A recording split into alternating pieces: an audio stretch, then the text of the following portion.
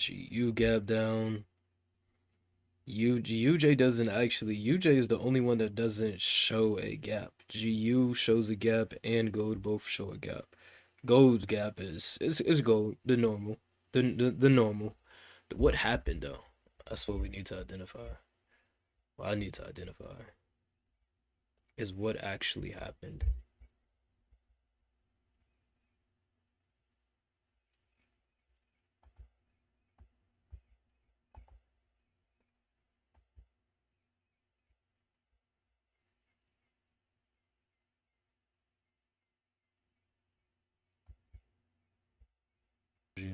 You got, uh, there's a breakout on UJ. Take a body real quick. Take this breakout setup on UJ.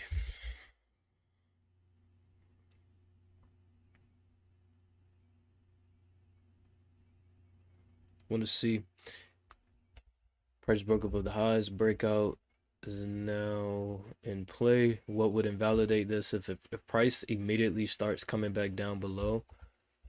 See how this 5 minute candle closes. If price immediately starts coming back below and start trading below, that would invalidate this breakout, and I will go ahead and take the quick loss.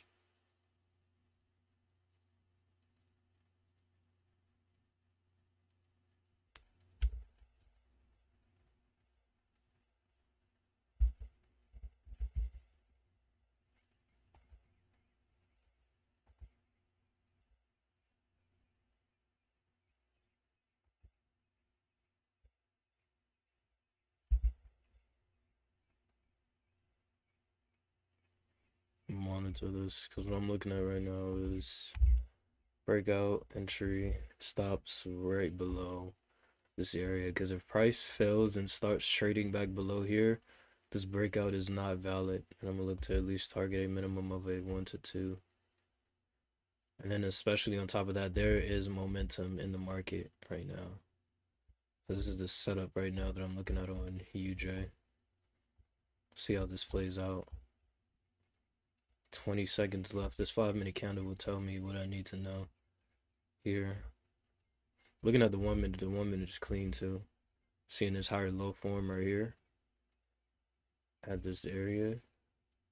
Continue to keep monitoring it though. 5 minutes. See what happens in 5 seconds. 3, 2, 1. All right, this 5 minute candle closed above.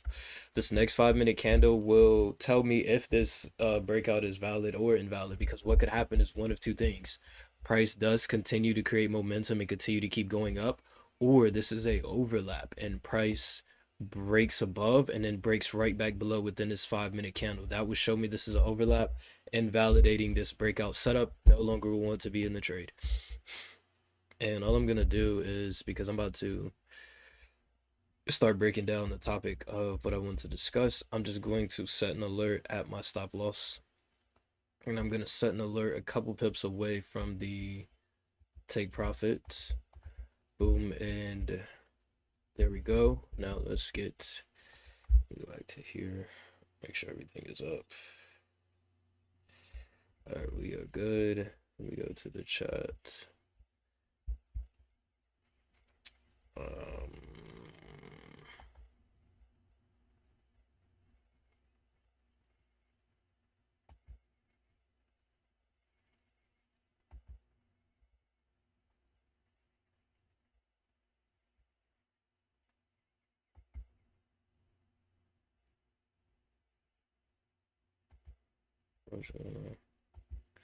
My computer's a little bit frozen right now. 1 second.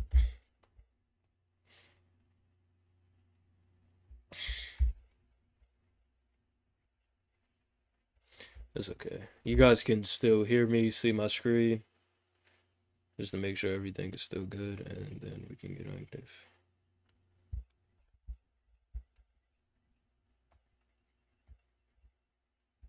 Let me see something. Let me make sure before I start. You guys can hear me? Can you guys hear me? Can you guys see me? because my computer was a little bit delayed. It's choppy a little bit, just making sure.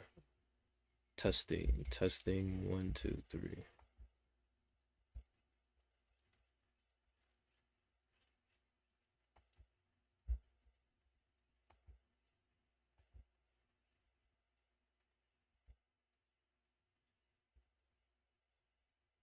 Very interesting. I can see on my screen that my camera's still moving and the thing is still sharing. Is that every option buttons that I'm clicking on are just frozen on the specific screen. Let me see. Because I'm trying to pull up the chat. And the chat is no longer there.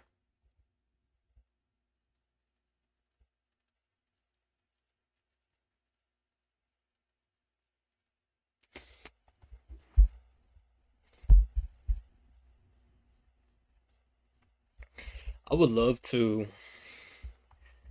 get to the point, Lord willing, where I have some type of a like meetup type of a thing where just a bunch of people we just gather and it'd be so beautiful about that. We don't have to worry about technical difficulties. We don't have to, because we're in the moment live in person. We don't gotta worry about no technical stuff. That's what I prefer, the in person stuff. Let me see. I just gotta, if I can just pull up the chat, we'll be okay. The chat's not pulling up everything. I see myself moving. I see myself talking. My screen, my screen isn't frozen. The charts, everything is moving properly. All right, let's see. Show chat.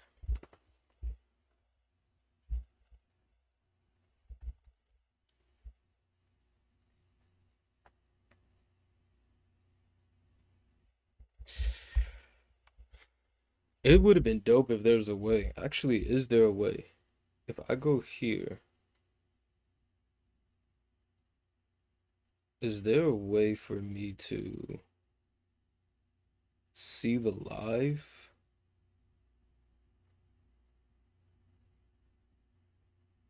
on?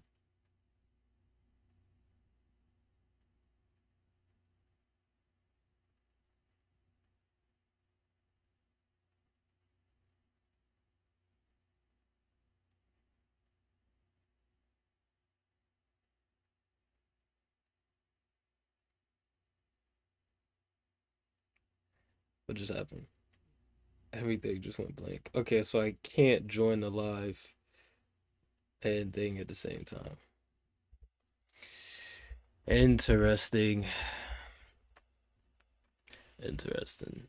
So beautiful, man. I love these opportunities when, let's say, I have technical difficulties. It gives me the, man, I love these opportunities. It gives me the opportunities to just continue to be patient.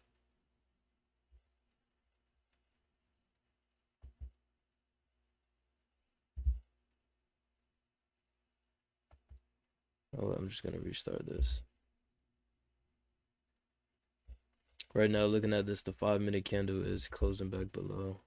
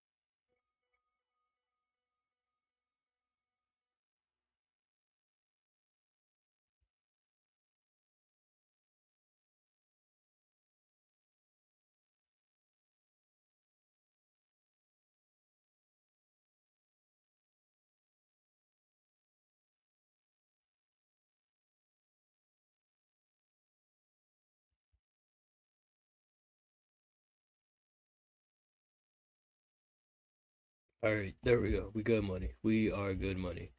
Beautiful. I tried to join. I thought it was. I tried to pull the. It was one like a Zoom. No, I tried to pull like a move where I could see if I could look at it on my phone and see if that would have worked. And it made me actually join the live from my phone, which turned this off. It's all good. We good though. Now let's get active. The topic that I want to hit on, because Teresa said it in the chat and it's going now, so I can't see exactly what she said. Oh, it was the 12 week book, and she was talking about the power of finishing what you could have done in 12 weeks, what would have taken you 12 years, not 12 years, 12 months. And you will, when you actually bring it to clarity and bring it to light, you will understand that you can achieve so much in the time that you have. There's no excuses no matter what. Even for me, right? I have this timer. I recently bought a timer, and what I do is whenever I am doing a task, I want to be as productive as I possibly can on that actual task, because this is one example. One bad habit can build so many good habits. If you get yourself a timer and actually time the thing that you are actually doing the thing, you will see that the amount of time it takes to complete that thing is not that much. What all of that time that comes in your mind and thinking that this is a long task that takes, that's not the task itself. It's the distractions that you've been doing within that time frame. For example, this is what I do. For example, let's say I am editing a video and I'm doing like I'm building out my video, like actually editing it and putting everything. I have all everything. I'll put it together. I will sit here and say, okay, this video is, for example, the video I just posted on my YouTube this morning. It was just a talking head video. It wasn't any like B-roll or any X. It was just a talking head video. That was originally 14 minutes, and after editing, it came down to 10 minutes. And I said, yo, a talking head video with me, and I shot it in log well as well, so I had to color grade it. A talking head video of me just speaking and cutting out the edits and all of that. That should not take me, it should not take me more than an hour to complete this entire video. I set the timer for an hour, and every time that I stopped doing that specific task of actually editing the video, what I mean by that is if I had to go use the bathroom, I stop it. If I had to do something else that wasn't editing, I stopped that timer. And after the timer was up, I went to go look at it. It took me the actual work output of actually editing the video. I stopped the timer on like 37 minutes. In tasks that I said would take an hour, it took me 37, so 30, 23 minutes basically. 23 minutes, 27 minutes, 23 minutes. It took me 23 minutes to complete of actual work. And if you actually apply, that's one bad habit. The How do you get rid of the procrastination and how do you actually do the thing? Because you guys want to improve your life. You really do. It's not like you don't. You wouldn't be here. You wouldn't be watching this if you didn't want to improve your life. Because you know what this is. You know what this isn't entertainment. I'm not trying to entertain you. I'm trying to actually change your life. And you know that. You really do want to change in your life. And you know the things that needs to happen. If you're out of shape, you know you need to go to the gym and work out. You know you need to do this, but what happens is when you start that thing and you're not aware of the actual time that you're putting in, you can slowly degrade yourself and you can slowly make that task seem as it's so hard. For example, let's take working out. Actually, time the amount of time that you are actually training. If you went to the gym, you can bring a timer as well. Just get you a handheld timer, or I would rather, me personally, a handheld timer because I don't like to be on my phone that much. I really want to decrease the amount of time that I'm on my phone because that gives me the maximum amount of output that I can do in the actual world. The only time where I really want to be on my phone is if I'm recording a video, because the phone is that's my equipment to record. If I'm on my phone to record a video, if I'm on my phone to let's say respond, I prefer to do like responding to DMs and messages. I prefer to do all of that on my computer. I want to be on my phone as least as I possibly can, because the phone is the most easily accessible thing that you have to all the things. The phone, I can easily pick up my phone, I can respond to DMs, I can record videos, I can watch videos, all of the things above. I don't want to do that. I don't want that instant dopamine of being able to. You got to actually, because that causes laziness. And I've observed that with changing the habit, because I would do every single thing off of my phone, which is, there's no issue of doing that. But I did everything off of my phone. Things that I could have done on a computer, things that I didn't even need the phone for. I could have done it myself. Prime example, cooking meals, trying out different recipes. When I have my phone right here beside me, I can easily, Google, how can I make this X, Y, and Z? It's so easily accessible. I don't even have to, it doesn't require me to actually use thinking, my critical thinking, the wisdom that God blessed us with, a sound mind. And when I'm not on my phone, I'm like, I'm not even gonna have my phone with me. It requires me to, okay, let me actually try to make this recipe without my phone, without a cookbook. It forces me to actual get better at critical thinking. When I go into grocery stores, or if I go grocery shopping or anything, I don't take my phone with me. I don't need a grocery list when I go grocery shopping, because to me, I know exactly what I eat. And I'm at the point, once again, I always say this, it's levels to it. If you're just starting off and you're just getting into eating healthy, eating better, eating the better foods, if literally last week your grocery list was a bunch of chips and bunch of processed stuff, if you come in this week and try to just immediately, I'm gonna just go in and I'm gonna just get all the healthy stuff. If you can do that, do that. But if you know that, I'm at the beginning stages, I know I have that habit, I have that urge. If I go into the grocery store and I see a certain thing, I'm gonna just pick it up. Have an actual list. Go into the grocery store with a written down list of exactly what you have to get, and only get that. Me, I am at the point now where I don't need a grocery list. I get the same exact things. And if I want to try a different meal, I already know the type of ingredients that I need to get. You build that, and that's how you build trust within yourself as well. I trust myself. This is key. You got to actually trust yourself as well too when it comes to breaking these bad habits. I trust myself enough to know that I will go into the grocery store and not get the things that I don't need. I trust myself to know that I'm gonna go into the grocery store and I'm not about to buy a tub of ice cream. I'm not about to buy a bunch of candy or X, Y, and Z. I trust myself enough to know that I'm coming in and I'm coming to get exactly what I need to get. You gotta trust yourself. If you don't trust yourself, that's what's the point? Like, if you don't trust yourself, you're not gonna achieve any of the results that you want to achieve. You gotta actually trust in yourself and what you're doing. Grab you a time, like I said, if you're working or doing whatever, grab you a timer and actually say, this is how long it should actually take me to do this task. And every single time that you stop doing that task, pause that timer. If you get to the point where you pick up your phone and you start scrolling, pause that timer. If you're at the gym and you're working out and you start scrolling through social media, pause that timer. Every single time, pause the timer. And then what you will realize is, when you actually complete the task, a task that you are so accustomed to, that takes so many hours, it really took you 15, 30 minutes. It took you less than half of the time to do. And that alone, it's like, I can get this done.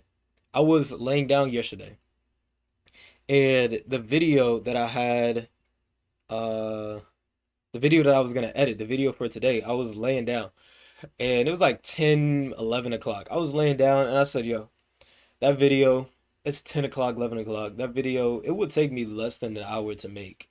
If I know that, let me just get up now and just edit it now. It's going to take me less than an hour. I can just get up and go ahead and edit it. Versus if I had the mindset of, it's like, it'll take me 3 hours to edit this, 4 hours. That's 3, 4 hours. I'll work on it tomorrow. But because you build the habit of doing that thing over and over and over again without the distractions, you know that, if it's gonna take me this short amount of time, why not just do it now? And then this is what I mean by one habit, how you can habit stack. What I do is every time that I edit a video, and as that video is rendering out, regardless of however long it takes, sometimes like if I'm doing like crazy like editing and stuff like that, the video may take 2 hours to render. Or if it's like a 20-minute video, I start stretching. That's my thing that I do every time. Like if it's a 20 minute, if it's gonna take 20 minutes to render, what I'll do is I'll start stretching. As it's rendering, I'll start doing different stretches. I'll start doing my like grease the groove. I'll do some handstand push-ups, do some planche leans. I will do something productive in that time frame because, like I said, I like to do everything off of my computer, and I know that when I'm rendering for my computer on DaVinci, it's gonna lag too much for me to try to go respond back to DMs and try to do other tasks that requires me to be on my computer. I know that. So instead of me sitting there going in slow motion trying to do something, I would just do something productive and not stretch. This is what I mean by building. You can break one bad habit and it would change your entire life. Whatever that habit is that you're trying to break, stack it with better habits. If you're trying to break the habits of give me a bad habit. Somebody give me a bad habit. Let's break this down. Let's I love doing this live in the moment. This is what a lot of the live calls will incorporate. It's you guys give me something and we go through this live in the moment from top down so you can see the entire process of building a system and breaking free from a system without no cuts, without no edits, where you can see it live in a moment, like my thought process and how I break it down. Give me any bad habit. It doesn't matter what the habit is. Any habit that you would want to break free from or somebody want to break free from. Smoking. Smoking in general. See, already stage one. We're gonna do the reverse pyramid method. Stage one. Let's do create. Oh, I thought I had a canvas. I thought I had a canvas already up. Let's see. Public habit stacking. Here we go. Boom. Smoking in general, like smoking cigarettes, smoking weed, what like is it a specific or just smoking overall? This is how you do the reverse pyramid. Cigarettes. Perfect. So, we are going to do the pyramid reverse pyramid method. So, right now we are going to the habits that we're going to break free from. Let's do this is breaking free from smoking cigarettes. Breaking free from smoking cigarettes. Boom. Drag this out. I'm going to make this a bigger heading so we know that this is the actual title. Let's do boom. Breaking free from smoking cigarettes. Here, we'll keep this here. And then we're going to do the reverse pyramid here. Reverse pyramid. And then now let's do clarity stage one. So this would be clarity stage one. Let's build this out. Boom. Here. Let's drag this up.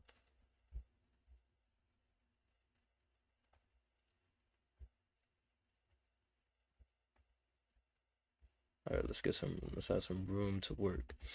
So we start off clarity stage one. We want to break free from smoking cigarettes. So how can we break free from this habit, but build a better habit on top of that? And multiple better habits. So we identify breaking free from smoking cigarettes. We're going to start off with clarity stage one, which is going to brain dump. I'm just going to, you guys can, and you do this, like, let's do this together. Let's do this together. Without just me doing it, let's all do this together. Brainstorm. Let's just think of all the ideas breaking free from smoking cigarettes. So first, let's identify the distractions that can come in place, all the things that could be causing you to fall into it, and also think of the rewards that come from it. So just brain dump. This is always stage one. You just get everything out of your mind in stage one. So it could be the environment / people that you are around. It could be Emotions. Emotions that could cause you to smoke cigarettes. Emotions. Let's say stress, anxiety. Stress, anxiety. I'm gonna just do these two because this is all I can think of off the top. So emotions, it's like all these things. What could be causing me, or causing that person? If you're struggling with like cigarettes, let's say I was breaking free from it, or actually no, because I don't smoke cigarettes and I don't need to break free from the habit. That was nothing a habit I never needed to break free from. But if I had somebody come to me that said that they were struggling with cigarettes, this is exactly what we would do. Since it's not somebody that specifically in general like struggles with it, unless you do, um, then the actual motions and things of that sort, I'm gonna just go off the top. Emotions, the environment, people. Um, Another thing as well is your mindset. The mindset of truly believing that you're addicted, you're addicted, and it's going to be, emphasis on this word, hard to overcome. The fear of the withdrawal.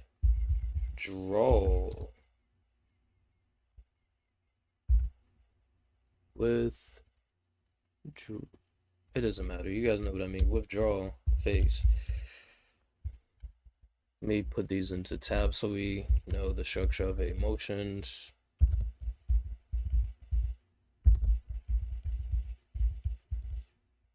Boom. Let's get just. I'm just getting all my minds out on paper.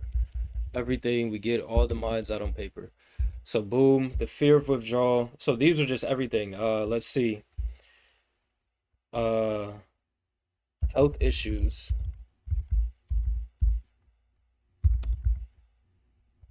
Health issues. Boom. Think of relationship issues. Cause think about it. A lot of people don't want to be around that. Relationship issues. A lot of people don't want to be. There are people that care. Me personally, I don't like being around like the cigarettes and people that smoke cigarettes, and people know that. Like even for my like dad, for example, my dad, he smokes cigarettes and he's getting better with it. That's something that he's actually really improving on, is smoking cigarettes. I remember my grandma's a beautiful example of breaking free from smoking cigarettes because I've witnessed her doing it. She used to smoke cigarettes all the time, and then she had a very serious health issue that really, it put her in a position to where she had to stop smoking. There was no ifs, ands, or buts. I remember that she had an issue where if she would have kept smoking, she would have lost her life, and that was, man, bro, that was like 5 plus years ago. That's now she has more life and she's still living good. That's 5 plus years of her life that she has now because she stopped that one bad habit. I remember her because I remember I used to live when I used to live with my parents, because it was me, my mom, my dad, my sister, and my grandma. We used to all live together. My grandma used to smoke all the time, every day. And I remember I was there when she went through that stage in her life, and it was so terrible for her. And she never touched a cigarette since that day. And when you identify that, the health issues, you put yourself, this is continue to go to stage one. Look at those people who have struggled, and look at how their life, actually don't even, you don't even look at others, just reflect, just use common sense, use wisdom. Oh, what did I do? Is use, look at what will my life look like if I continue to go down this path. What would my life look like if I keep this addiction, versus what would my life look like if I broke free? Did all of this, did it stop typing? Oh no, there you go. Broke free. All of this. And even like when it comes to like you see typos and all that, I really don't care. It's just getting everything out. Like when you have all these things, get those ideas out. That's all. That's what clarity stage one is. You always just get everything that's on your mind out and you go down and break it in layers and layers. You think about everything that's on your mind. And we're going to go down to the next stage and concise it even more. Okay, so I'm thinking of the bad things that can happen in my life, the longer term effects. I'm thinking about the results, the benefits of it. Now let me think about what actual actions that I need to take. And think about all the things that I could replace smoking cigarettes with. Think about the cues. What are those cues? What are the cues? Which goes back into the emotions. What are the cues? Is it gonna type out? Hold on. Let me see. Maybe if I minimize this, this will actually make it. What are the cues that cause the smoking?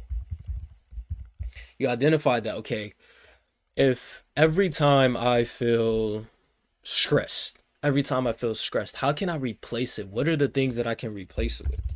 What are the things I can replace smoking with? It's like, think about it. What are the things, okay, I would spend the time, and where are the environments? What are the things I can replace smoking with? What environments do you pull out the cigarettes? Pull out the cigarettes to smoke. What environments? Every last one of those environments. Okay, when you're in the car driving. So let's say in the car driving, I'm using experience of wisdom of being around people that used to smoke cigarettes, and my dad, he smoked cigarettes, so I know the environments. Um, I remember now it's to the point. Back then they used to smoke in a house. Then after that situation that happened with my grandma, we no longer allowed anybody to smoke in the house. Back then they used to smoke in the house and you could just smell the smoke in the house. I just hate the smell of it. But back then they used to smoke in the house. So they got to the point where you can no longer smoke in the house. And my dad knows that about me as well. Like if he's ever in my car, if he's ever came around me, my dad knows you cannot smoke around me. I don't like, we're not doing that. Let's see. So let's say you're in the house. Let's say, what else do people do? On a break from work. Let's say when you're around others who smoke. Simple. Think of all the environments. If you guys can think of any more, let me know. But just think of all those specific environments. The reason why is very key because you don't smoke in every single environment. You don't smoke when, let's say, for example, you're on a business meeting, on a business call, in a business like environment. You don't smoke when you're at your 9 to 5 job. Nobody's at the cash register of Target and smoking a cigarette. So that's irrelevant. You don't need to worry about that. It's in those environments. It's when you go on lunch break. That's when you start smoking. It's when you get in the car. Not just when you're in the car. It's when you're in the car by yourself. You would never do it when you're in the car with your mom or somebody else or X, Y, and Z. But it's when you're in the car by yourself. Think of all the environments where you are smoking, and then in those exact environments, replace the cigarette with something. Think of something that I can replace the cigarette. Instead of me driving, I do this a lot just for me. I don't have the I don't they're actually in the car. When I'm driving, because you know how easy it is to just stop at a red light and just pick up your phone and your phone is right there and you can let me scroll, let me text back and all of this while you're driving. For me, I have a grip thing. You know the like grip squeezer thing. So whenever I'm driving, I'll do it like either while I'm driving, like if I'm driving one-handed, while I'll use it. But if I'm at a stoplight or if I'm at a, let's say a train, because a lot of trains come over here. If I'm at a stoplight, if I'm at somewhere, I will, instead of picking up the phone, because think about it, that's the action of, you got to understand this habits. It's the action of, well, you can't see it, but let's say my phone is down. It's the action of picking up the phone, pulling it over. And what are you doing? Think about, look at the position that my hand is in right now. I am holding my phone in this position. I replace this with a, I don't have it, but the grip wrist thing. So when I'm at the stoplight, I'm doing the grip thing on my hands. Like I'll do a certain amount of reps, switch, doing that.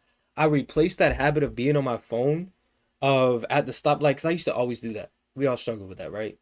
I used to always do that. Always be on my phone. Every time I'm at the stoplight, let me just get on the phone. I don't even be doing that. And I just go open up random apps for no reason, just to be in that moment. Um, so now I would do that, and then when the light turns, boom, put it down and drive. And what that does is it desensitizes me from the phone, that dopamine rush of the phone, but it also strengthens my wrists. Why? Because me strengthening my wrists, what does that build to? It builds to me doing better handstands. It builds to me better with my planche. So over the long run, I'm building those better habits. Even right now, you see that I have this band. You see how like earlier I was doing this. I do this like a lot when I'm speaking, when I'm sitting here working. If I'm gonna sit here and edit and be here on a call for an hour and some change or whatever, I'm not just gonna sit here. I'll grab a band and then as I'm speaking, certain times I'll just do certain things like this to release my shoulders to improve my shoulder mobility. See how one habit, you build that habit on top of that. Like I said, when I'm editing and I am pressing render as it's rendering, I will go scratch, do something productive. When I'm driving, I don't like listening to music. I really don't. I used to listen to music all the time. I don't even like listening to podcasts. When I'm driving, I like to be silent in the moment. A lot of those videos, a lot of the ideas that I have for videos, it comes when I'm in the car driving silent. And I've seen the habit of doing that. I say, yo, I would rather just sit here and just let those thoughts come to my mind. The ideas of the videos that I want to make. Those in those moments, points like the videos that I talk about all the time, where I said I had 100 plus, 1,000 plus videos, and my phone and me just talking in the car. That was the cases. Every time I would just go out, I would just have an idea, something that just comes to my mind. I'll just pick up the camera and press record.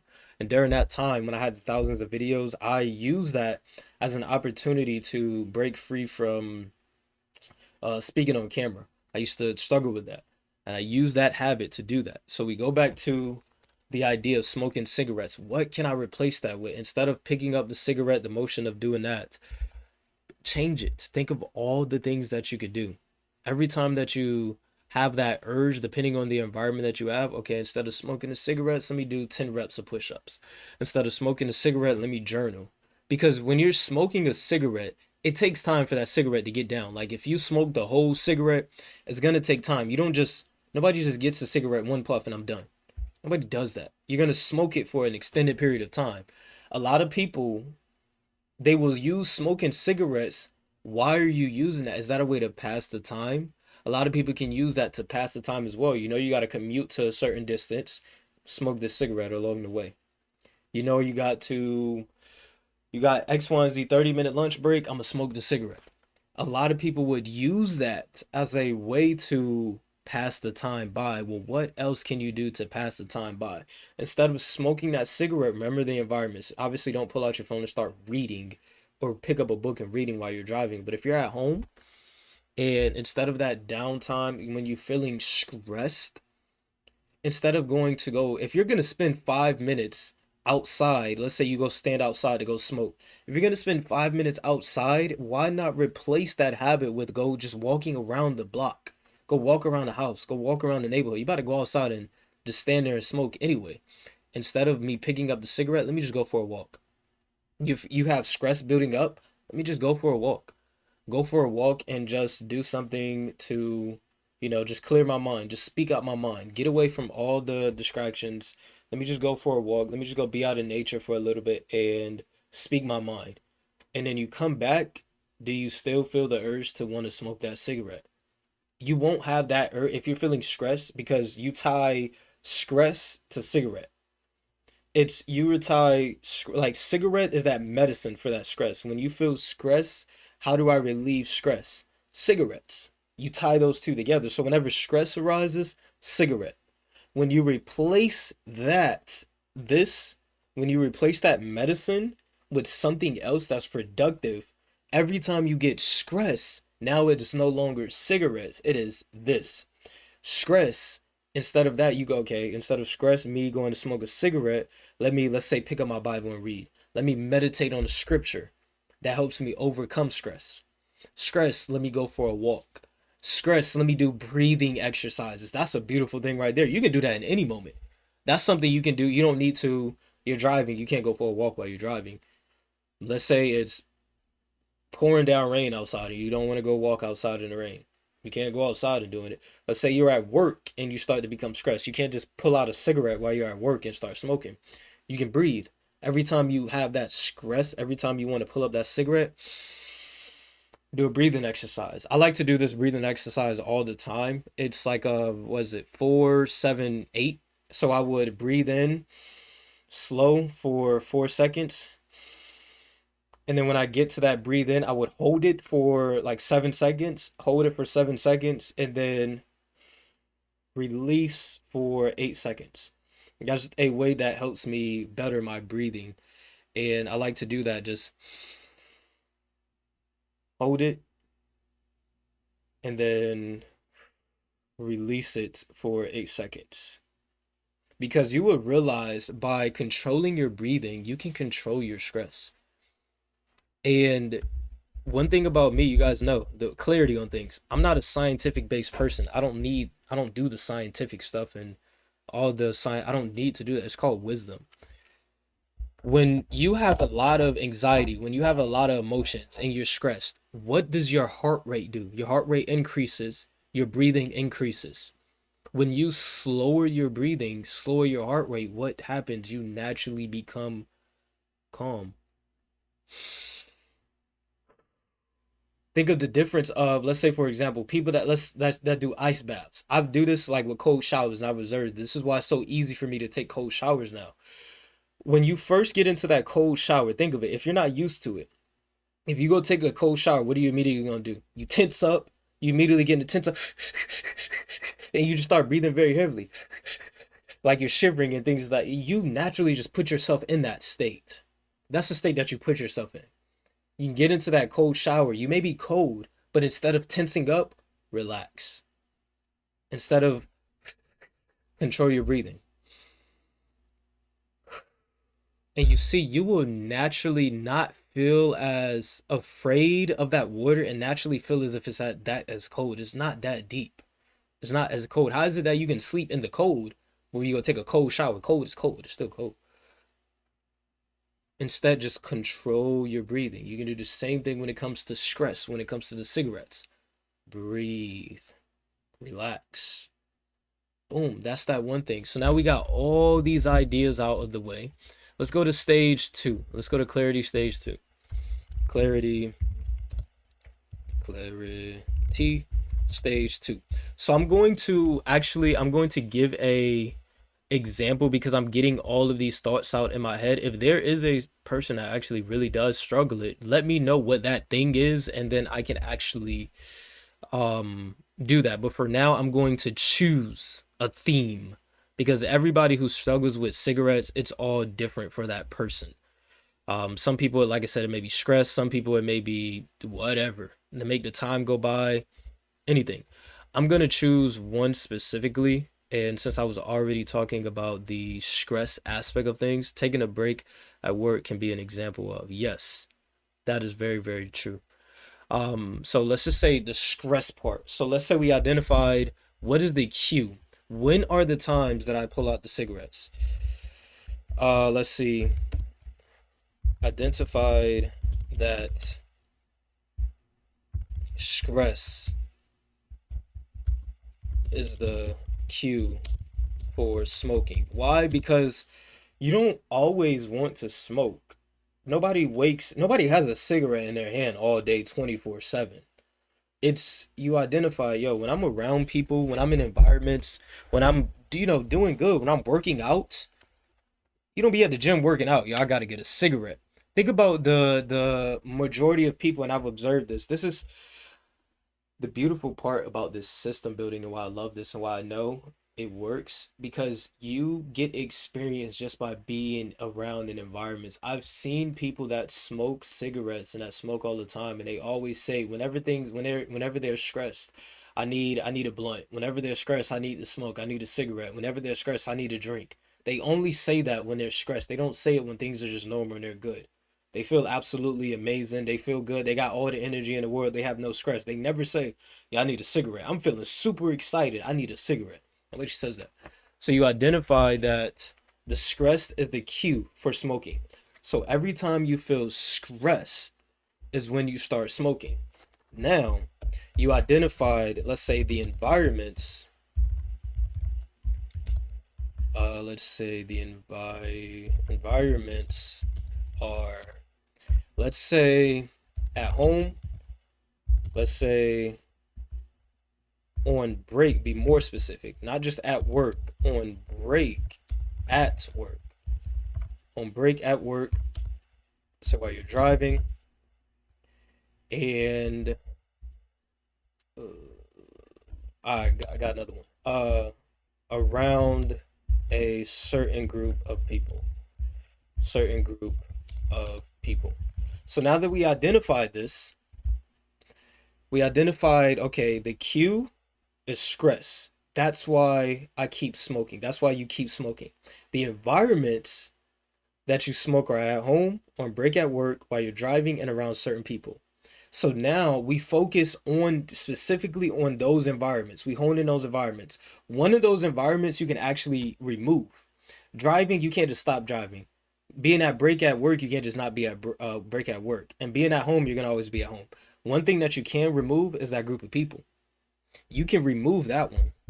You can remove the people that you hang around that cause you to smoke. So boom, now we just remove one. We're no longer hanging out with those people. There you go. There's one. Boom. By immediately just removing that, I'm no longer in this environment. If I'm not in the environment, if I'm not around these people that always offer me free cigarettes, that always offer the free, let's say whatever it is, just focus on cigarettes. You're not around those people that also that give you the free cigarettes. You're not going to smoke the cigarettes at that point in time because you're not around those people at that time. You just remove one thing and open up the door to so much. Now, here you go. Remove the people that you're around that cause you to smoke. Let's focus on that same group of people. And now, what you're going to do is replace that time that you would have spent with them doing something more, doing something that will better your life. Let me make this bigger so this whole thing shows. And let's say that could be working out, that could be building your business, building your business. These are all things. Let's say we have an actual person. Let's say I'm speaking to an actual person, and this is the exact thing. If that's the case, let's say all the things you can work out, you can be, you can build your business. Let's say you have a business that you want to work on, create your content, um, journal more, journal, use that time that you would spend with them journaling more, reading more. So let's identify that. Let's write those down. Let's say building your business, reading, journaling, praying, all these things, personal development, right? So now this is how you remove one habit, you replace it with the next. I'm gonna remove these people, and I'm not just gonna just stop being around those people because I could just, now you're in a four. Let's say you spend, usually would spend 2 hours around these people. That's just a 2 hour window. What are you gonna do within that 2 hours? Replace that 2 hours with something productive. So now that we identify, I'm gonna remove these people. So we got those people out, and I'm gonna replace it with journaling, working out, building my business, reading, praying. Boom. Now it's those environments at home. What can I do when you have that urge to smoke cigarettes? What can you do? Let me see. Actually, let me zoom out so we can see the full view of it. So this stays kind of in frame, and what I can do is actually drag this out more so it gives a little bit more space. Boom.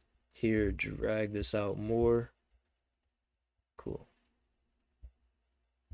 Boom. Boom. So now at home, when you feel stressed, because remember it's stress. So now when you feel stressed at home, okay, what can I? Let's see what that person can do at home. Let's say go for a walk,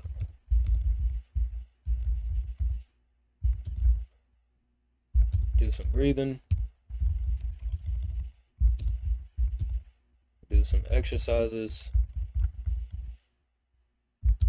Here's how you can build another habit. Let's say, for example, you also, because I know you guys tell me this all the time, so I know this is a big thing. But the eating part, like you always eat out. Like you know how people stress eat when they eat when they're stressed they start eating. You know how you just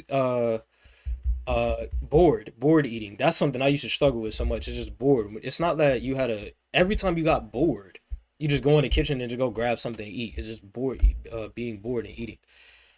What you can do is that stress, if that's something that you also struggle with eating out, eating the processed food and stuff, replace that at home, that stress that you feel with cooking. Boom, there you go. When you're at home and now you get stressed and you want to go outside and smoke that cigarette, you know it's gonna take you about 5-10 minutes, however long, to smoke that cigarette.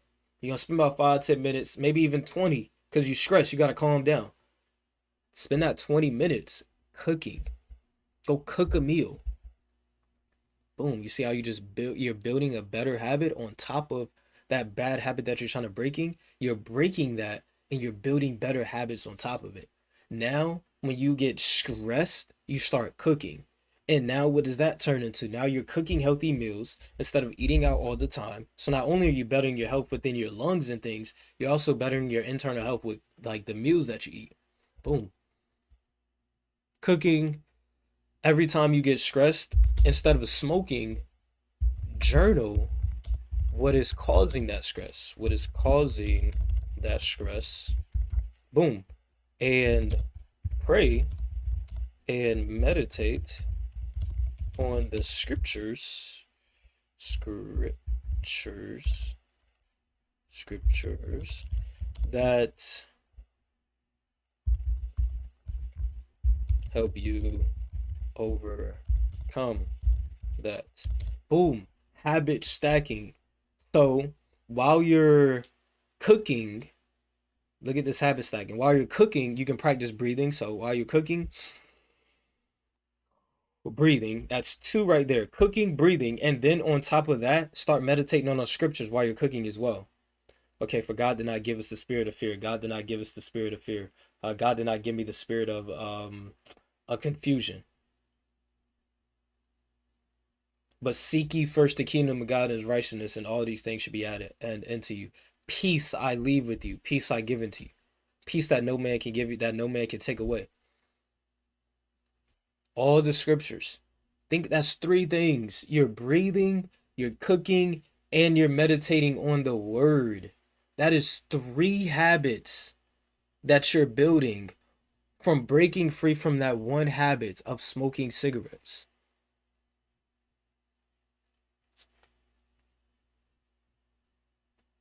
That alone. So you got that at home. Then you do what was the other environment? So you know what you're gonna do at home.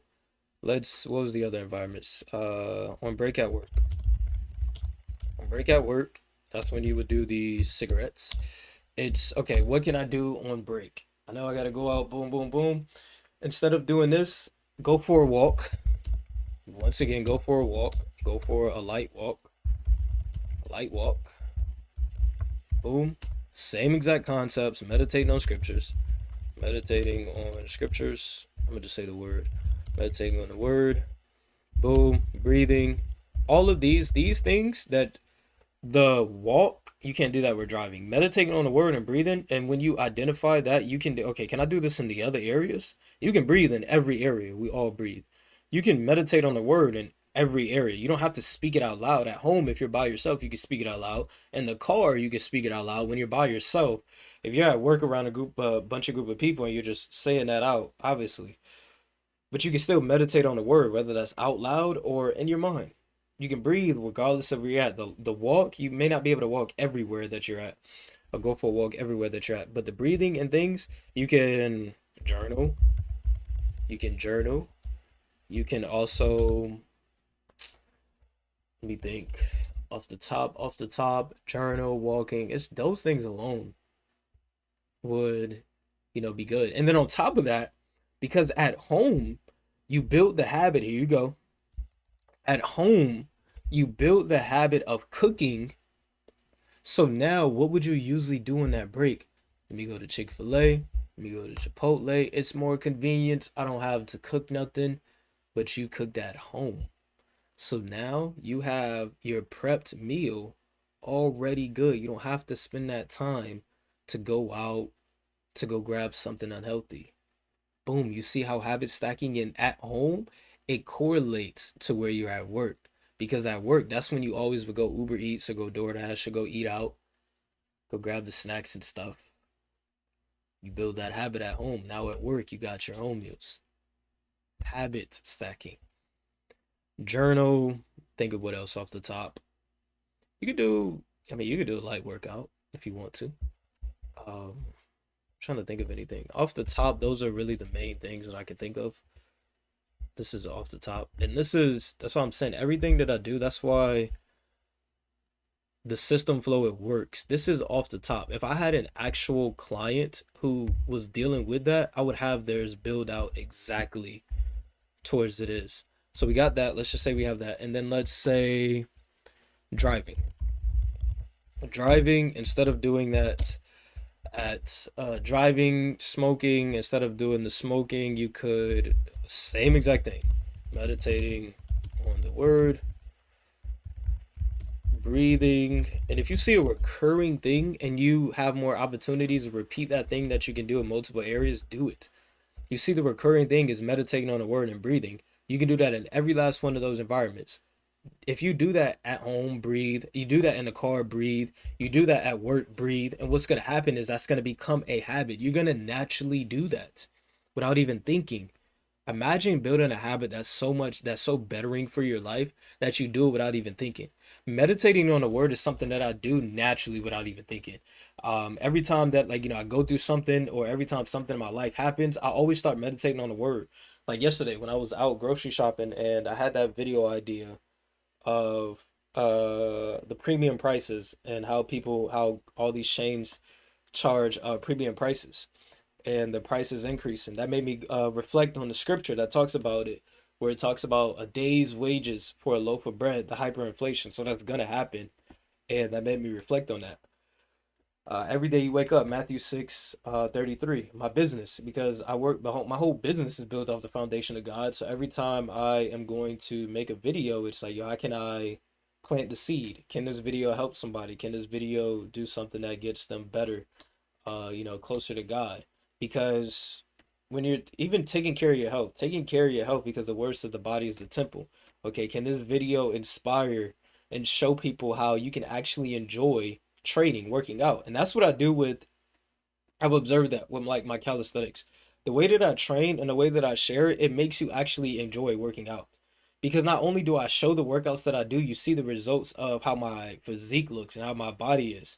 People always ask me, it's like, yo, do you bodybuild? Do you lift weights too, right? And I'm like, no, I built all of this off of my body weight alone by doing this. And it's like, yo, you actually have fun and enjoy. Like, you don't have to be lifting weights and doing 10 sets of X, Y, and Z. No, I make this journey exciting for me. And that's what, for me, some people, it's enjoyable and they make it exciting to actually lift weights. You got to make it exciting, make it enjoyable. You see how doing this, it actually makes breaking habits fun, because you know that you're not just breaking a habit, but you're also replacing and you're building a habit on top of that. Think about that combination. It's one thing that, yeah, I just want to stop smoking cigarettes, but to know that, yo, I'm stopping smoking cigarettes, but I'm also building the habit of meditating on the word. Imagine that. Every time it's gonna get to the point where every time I feel stressed, I go straight to meditating on the word and I'm good. I go straight to breathing. I go straight to doing this, and I don't need that. Knowing that my life gets to that point, that is a beautiful thing. Make it enjoyable. That's why whenever you're breaking habits, always build better habits on top of those habits. Same thing when you're building system. You can build multiple systems by honing in on the one system that you want to build. You build multiple systems. So meditating on the word, breathing,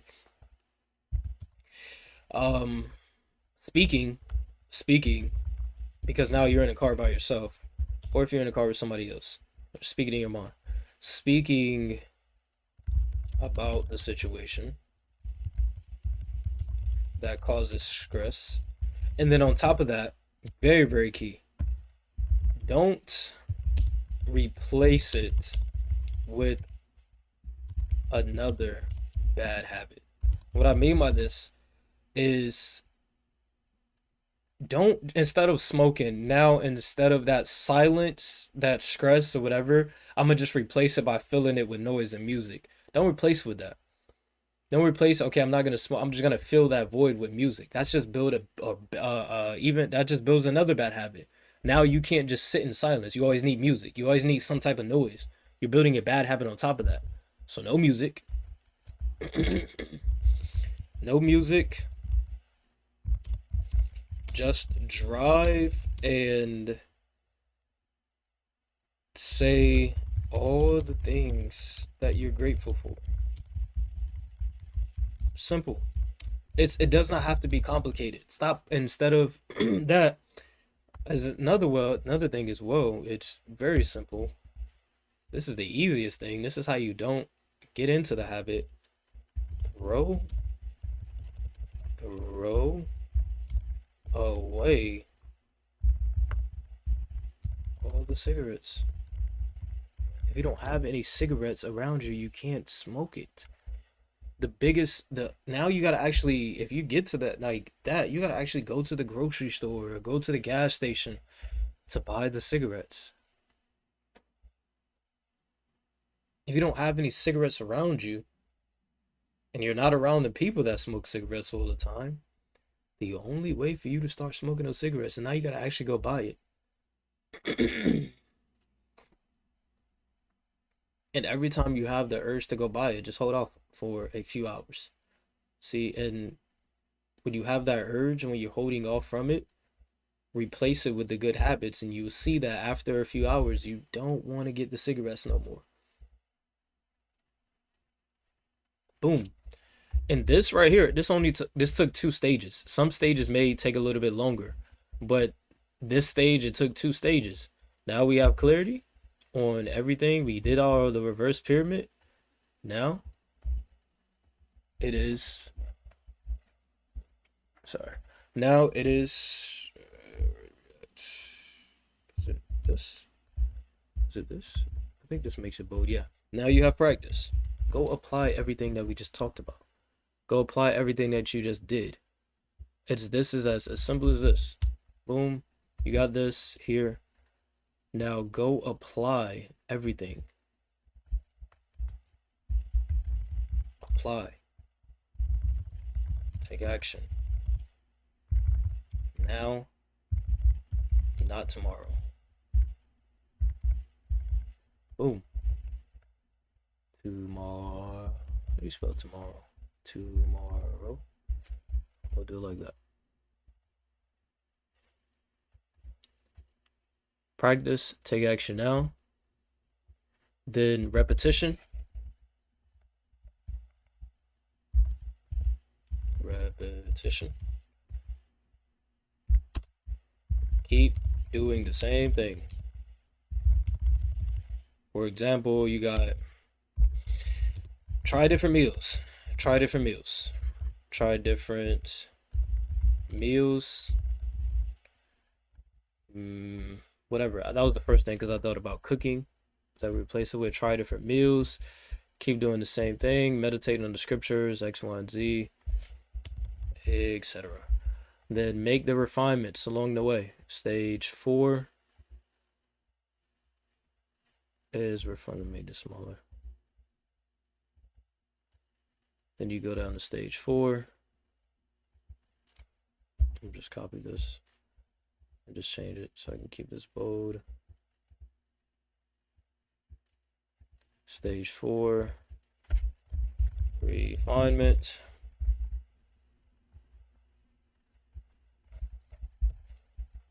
Critique. Critique. Simple. And then stage 5 is it becomes automatic. One thing that you observe, you see how much less that I have in all of these versus the first two. That's the reason, because once you gain clarity, everything else is simple. You put all your thoughts on the mind, then you broke that down even more of all the actions that you need to take. Now it's very simple. You don't need more. Just go take action. Every time that you're in those environments, every time that you have those urges, just replace it with that. You just keep taking action. And you repeat it over and over and over and over and over again, over and over and over and over and over again. You refine it, make those things, and then it just becomes automatic. Now you just, all of this broken free, you have an actual system in place. This is an actual system that I guarantee, if anybody who struggles with smoking cigarettes and you start to feel it in that stress or any moment, I guarantee you, if any single person that struggled with smoking cigarettes, it doesn't even have to be cigarettes, it's any type of smoking. I guarantee you, if you follow this blueprint, I guarantee you, you will not only break free from smoking cigarettes, but you would also build multiple better habits on top of it. Why? Because the system actually will work. The results are depending on you, but you have an actual system that will work. I can guarantee that. That's the thing about me and the systems that I build. For me, I can guarantee you a system that will work. Guarantee you a system. We will build a system that actually works for you. Guarantee it. If it becomes automatic, that is all on you. You got to continue to keep doing it. The automation is going to be depending on you how long that automation takes. There's no guarantee.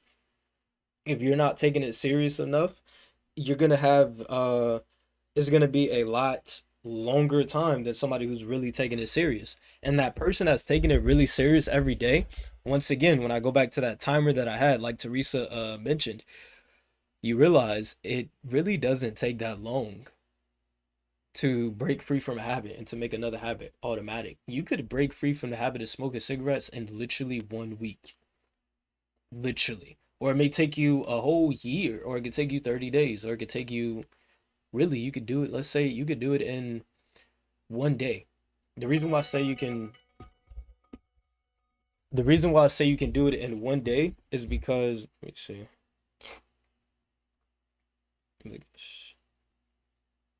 The reason why I say you can do it in UJ ended up getting up into that area. The reason why I say you can do it in 1 day, because remember I told you guys before, it's all in your mind. Some people, all they need is to speak it out. Knowing that they have a blueprint, that's all that you need. You needed the blueprint. You needed the system. You didn't have a system, so it's easy. Yeah, you don't got a system. But after building out a system, you build this out, and as you're building the system, you build confidence as you're building the system. Confidence is built while you're building, not just after it's done building, or not just after it's become automatic. You build so much confidence knowing you have an exact roadmap, and it's like, yo, if I follow this every single day, I will break free from it. That alone, after you built your system 1 day, you could have broken free from the cigarettes, because you, at first, you thought that you needed, when stress happened, cigarette was your way out. Now you build out this entire roadmap knowing that, yo, this is not the way out. There's alternate ways that actually better myself whenever I feel stress. And in your mind, because the word says it, the power is in your tongue. You see how the repetition, that's one thing that I do. Every single system that I build is always based on the word of God. And that is a key staple for me in every system that I build for myself. It's not like that for everybody else, because not everybody else, wants that with their systems. That's cool. But for me, in my systems, everything that I do, I always meditate on the word.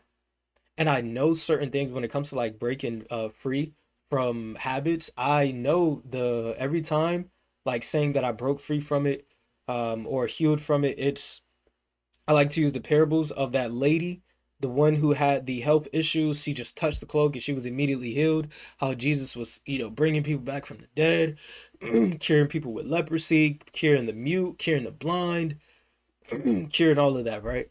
Seen that. I read that. Okay, cool. Meditating on the word. Submit to God. Resist the devil, and he will flee. Resist the devil. So if you telling me if smoking is an issue, and That's that temptation. That's that vice. You telling me if I just stop smoking, okay, if I submit to God, meditating on the word, praying, God, like I'm having that urge, like that urge of get that's causing me to want to smoke. I'm having that, God, like I'm having it. I'm submitting this to you. Okay, resist the devil. Okay, what if I just don't pick up the cigarettes anymore? What if I just literally throw all of my cigarettes away, resist the devil, instead of having a pack of cigarettes right here in front of your desk and you know you're trying to get rid of smoking? What if I just threw them away and actually got them out of the house, go take it to the dumpster, not where I could just put it here and go dig in a trash can? Actually threw them away. Don't give them away, but you threw them away. And what if I just stopped smoking? I broken free. And now you truly believe y'all broken free from smoking from cigarettes. I have the blueprint. The word tells me this, and I'm not gonna smoke them. I'm not gonna go buy no cigarettes. I truly believe that I have broken free from the curse of smoking cigarettes and having that be my vice. In one day, that one day that you decided to change, you build out your blueprint. That one day, you never touch a cigarette ever again. That is possible if you get to that point. We should all strive to get to that point in every area. Some areas you will notice by breaking free from so many habits. That's why I love it. I've noticed that within myself. There are some areas where I've done that. And I've noticed, boom, just like that. Simple. There's some areas where I need to replace those habits with other things and boom, boom, boom, boom, boom. And I've observed that it may take a little bit longer. Some clarity stages may be 4 to 5 steps. You could literally break free from a habit just like that. It's very powerful if you truly believe it. Because another example, like I'm saying, the power is in the tongue. The word has all the scriptures about the power in the tongue. Life and death is in the power in the tongue. Life and death is in the power of the tongue. You can speak death into your life by saying, this is going to take me so long to overcome. This is so hard to overcome. I'll never be able to do this. There's no point in trying. I've been struggling with too long. You're speaking death into your life by saying that. Then you speak life into it. I know I've overcame this. I no longer deal with that. And then you can have what happens is those people, and this is when it comes to repetition and practice. What you're going to observe is anytime that you're trying to break free from a system, break free from something, you're always going to get tempted to go back to it. Satan doesn't just let you leave his kingdom. Just know you're always going to get tempted to go back to that habit. And what that temptation will be, remember those friends that you cut off? Yo, bro, you don't rock with us no more. Yo, like, yo, you better than us, X, Y, and Z. Yo, bro, like, yo, like, we miss hanging out with you. Come chill with us for a little bit. There's that temptation. Repetition, practice, say no. No is a complete sentence. Then on top of that, it could be where you're at random places where people start smoking and then they offer you a cigarette. There's that temptation. Say no. When you already put it in your mindset, it doesn't matter where those temptations happen. If you literally tell yourself, I'm not going to smoke a cigarette, it doesn't matter if somebody offers me it or not. I'm just not going to pick up the cigarette and smoke it and put it in my mouth and inhale it. It doesn't matter. Somebody can come up to you every 10 seconds and say, yo, do you want a cigarette? And you just keep saying no. If you just don't put the cigarette in your mouth, you don't deal with the thing of smoking cigarettes. You can overcome it as simple or as complicated as you want it to be. And that is the complete system from breaking free from smoking cigarettes.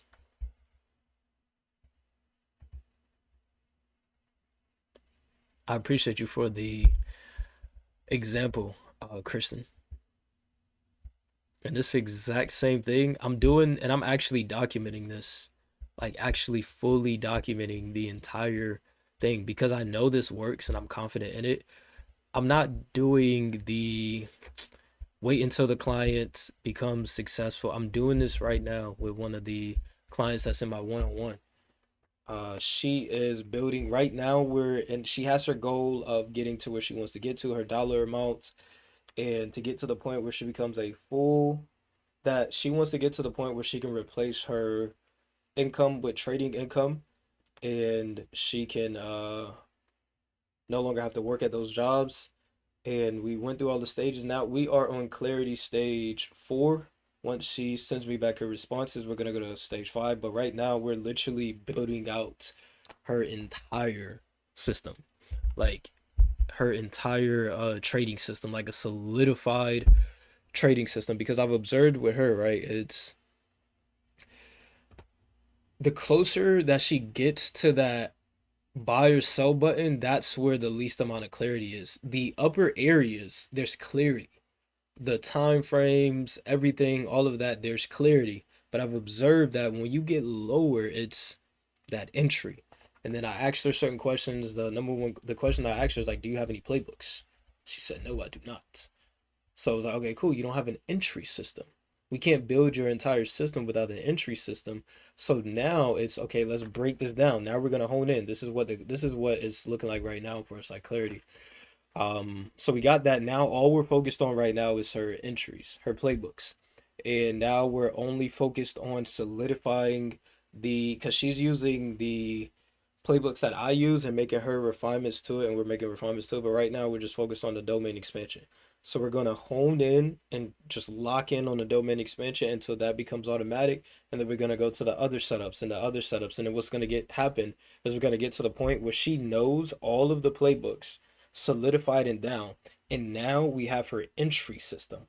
And once we get the entry system, then we're going to do her trade management system. We're going to fully hone in and build out her entire trade management system.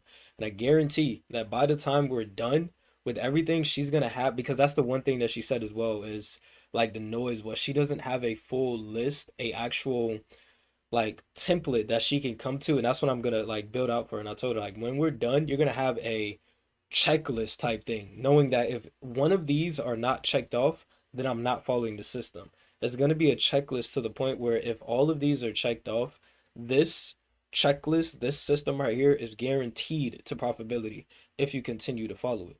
We're going to have everything in order because when you have an entry system, you have a actual system where no matter what you feel, no matter what you're going through, you can be going through anything. But I know that if I follow this domain expansion, these exact requirements, regardless of what I'm going through, more times than not, these trades play out.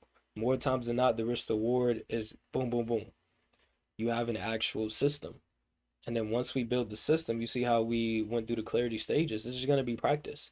Once she has that actual template, then it's going to be once she has her actual system, then it's going to be following it, following the exact system every single time, every single time, every single time. And then that's when she's going to be able to make those refinements because you practice it so much. And it's like, okay, because right now, one of the stages, one of the things that we solidify with her system is the session that she trades. Because we're everything, I'm talking about everything. The session that she trades, the pairs, how she draws her time frames, the time frames that she uses, a full complete system. And one thing that we did solidify recently was the session. I asked her, "Do you want to be able to trade any session, or do you just want to trade agent?" Because she said agent session, but do you just want to focus on agent session? And she said, "I just want to hone in on agent session." So we got that locked in, meaning you only take trades during agent session. No other trade can be taken outside of agent session, no matter what. Because we did not say right now in this season, because it's for the season, she wants to get to the point where she can trade anytime, but you can't do that when you have the other things, work and all of that. You can't trade New York session if you have to be to work at 9 o'clock. You just can't do that. You can't trade market open for the stock market at 9:30 if you're at work and you have to. Let's say you're working with people, you can't do that at the register and try to trade, and you can't do that. So she's being wise and being smart. She's gonna only hone in on trading in this session, and she's only focused on right now gold and GA. The three G's like gold, GA, and GU. Um, and with that being the case, it's going to be a lot simpler. So whenever she does her study sessions, hones in, and all we're focused on is domain expansion. But you see that there's stages to it. Right now we are in like I said, stage 4. We had to go to clarity stage 1. We had to get everything out on the paper. Then we started removing distractions. Then we started solidifying the things that she already had. Because if you have something solidified, let's go ahead and get that on paper. That you have that solidified. And then what we're going to do, let's get the things that you don't have solidified. So we didn't have to go through a lot of the steps of her support resistance or time frame. She already had that. We didn't need to solidify that. We didn't need to like go through and gain more clarity on it. She had that solidified. So we just put that down. Because what happens is When you already know something, a lot of times you could be spending time on the wrong thing. If you already know how to do that one thing, why are you spending so much time on it? Spend time on the thing that you don't have solidified yet. You already know that. You already know how to draw support resistance. You already know that. Why do you keep spending majority of your trading training session? Let's say you have 3 hours to study. Why are you spending so much time on learning more about support resistance when you already know support resistance? You're wasting your time spending on that. Spend it on the things that you actually need to improve on. Spend it on your setup. Spend it on your entries. Spend it on your trade management. Spend that time, and that's what I have her doing now. Her time, she's not doing no more of drawing key areas and none of that. All her time that she's studying is spent specifically on the domain expansion. And anytime that she has any questions, because she asked me a question about it, I made like a video for her. But anytime she has that, boom, and we're gonna keep on breaking it down until she gets to that. And I want to actually document it this time because I'm doing the same thing with my plants journey.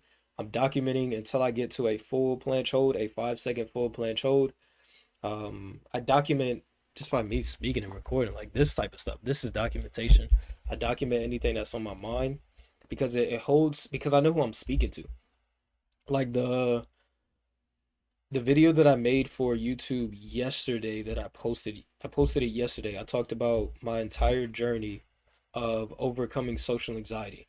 The way that I story told and told that entire story, the reason why I made that video that way, as I used the same exact the 5 step system flow to make that video, because I got one comment, and that comment, the scripture that popped in my mind, it was, be not forgetful to entertain strangers because some have entertained angels unawarely.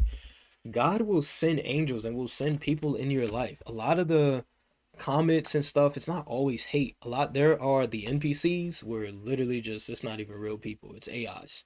It's actual literal AIs, not actually people being AIs. No, it's literally actual AI robotic accounts that's not real people. You have those, then you have the demons that Satan will send your way, the people that show those hateful comments and try to downplay you and come in and X, Y, and Z. Yes, it was. I actually had to go yesterday because my dentist got sick and I had to go yesterday. Um, and I had a great conversation with my hygienist as well. And uh yeah, but you build the habits. What was I saying? I'll answer your question in a second. Um,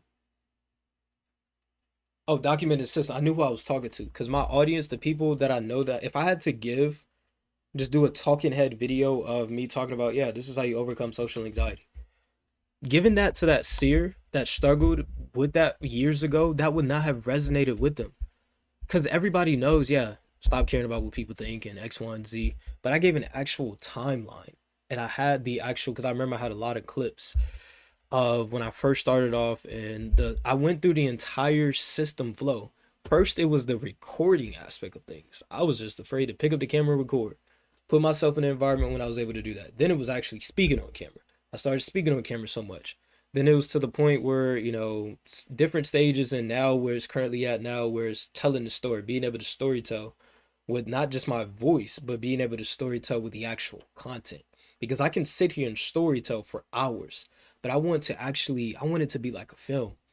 And that's where a lot of the videos that you see, like I have these different angles and things of that sort. It's because that's the season that I'm in right now. I'm really bettering my storytelling, and that requires me to bring my vision to life. Even the way that I view getting the angles, I look at it as, this is one of the biggest things that's helped me, right? When it comes to content now and how I create content and how I'm able to get all these angles.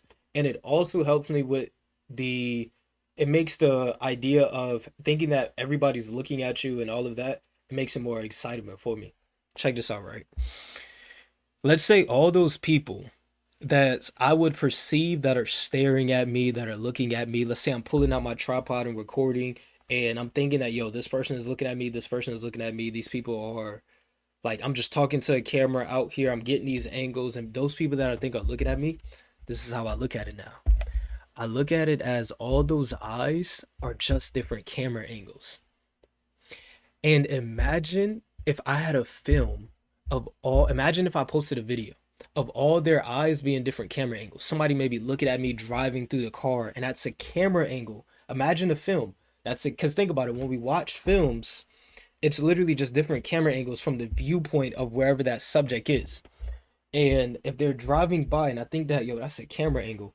Imagine if I made a video of, let's say, 5 to 10 different angles of those eyes, of literally just me setting up the tripod. Imagine how more engaging people, yo, the angles. It's like bro made setting up a tripod look so dope. How did you get all these angles? Like, do you have multiple cameras? Do you have a drone? How did you get this angle of somebody driving in the car looking at you setting up an angle? Imagine how dope of a video would that be. Think about the movies that you watch. They have all these different cameramen. They have all these different camera angles. And that's how I look at the content. Anybody, anytime, because I know there are people that stare at me. And every time I look at it, it's like, yo, that's another angle. And there are certain things where it's like, yo, I'm going to capture an angle like that. And then also the visions that I have in my mind of the edits that I want to do, I look at it as there's a camera crew following me. And if I'm making a certain type of video, let's say I'm doing this and I'm doing a speaking video and I want it to be like some documentary style. And I would say like, yo, it'd be a dope angle to have a camera right there of this angle of me, a back angle right here of X, Y, and Z. And all I do is I just go take that and go set up my tripod and actually put the camera up. I'm just bringing the vision. That's what I mean by bring the vision to life. I visualize a camera angle right there. I visualize a camera angle over here, a camera angle over there. And all I gotta do is just put the camera there and just press record. That is what I do now. And that's how I'm able to record so easily and flow so easily. And on top of that, meditating on the scriptures as well. Like I said with that person, God sent that person in my life because they asked me that. It was the question that they asked was, yo, how are you so confident, consistent and confident when it comes to recording on camera? And I said, yo, if I'm speaking to a person that asks me that question, what does that most likely mean?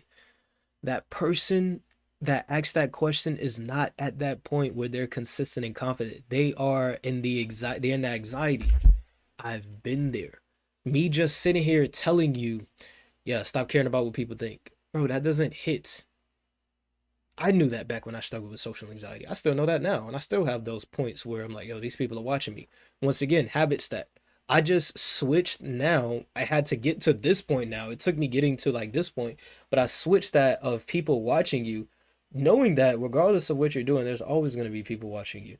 Now I switched that to the point is all those eyes are just different camera angles.